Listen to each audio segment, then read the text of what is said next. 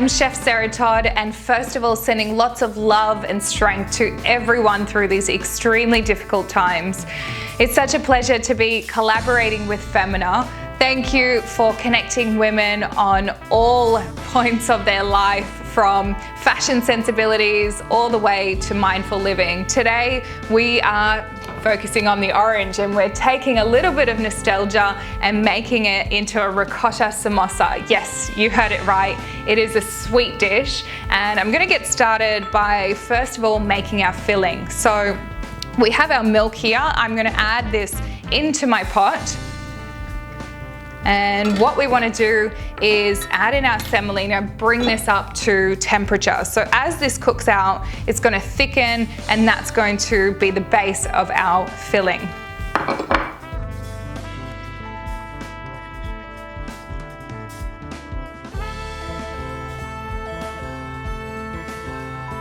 Now you can see that that is starting to thicken. I'm going to add in a little bit of vanilla extract and a pinch of salt. Now I feel that food should have personality, and samosa definitely has that. It's one of the first dishes that I tried when I went to India, and it's definitely stayed very close to my heart. So as you can see, that's already starting to thicken, and it smells incredible. So you can see that that has thickened up nicely. And that is going to be our binding agent. And what I'm using today is ricotta. It's slightly creamier than that, so a higher fat content, which is going to make it quite creamy and delicious. And I'm adding some cinnamon. So cinnamon goes really beautifully with this. It's a sweet spice.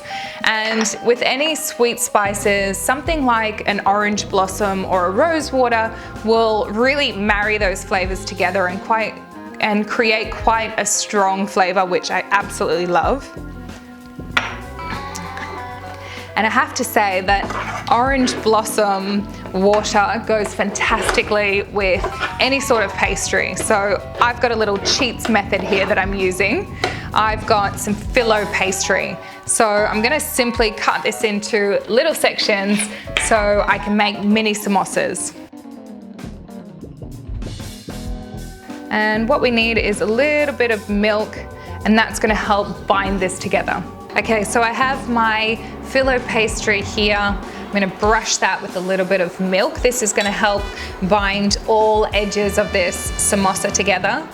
Now, I do remember the first time I tried samosa, and the first impression is that crispy outer crunch. Then you get that flavor-packed potato on the inside, and of course those little pops of caraway seeds. So in replacement of those, I've added a nice amount of orange zest and a good squeeze of orange juice. So give that one a really good stir together, and we're gonna start making our little pockets of flavor. So you wanna add about a teaspoon of that on the base of our phyllo pastry, and we're gonna just start folding this one all the way up until we have little triangles.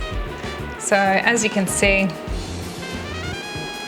that's working its magic. And I've got my oil heating here.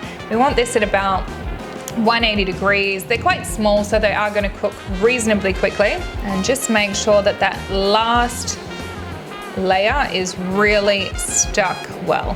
See, that's all folded up nicely.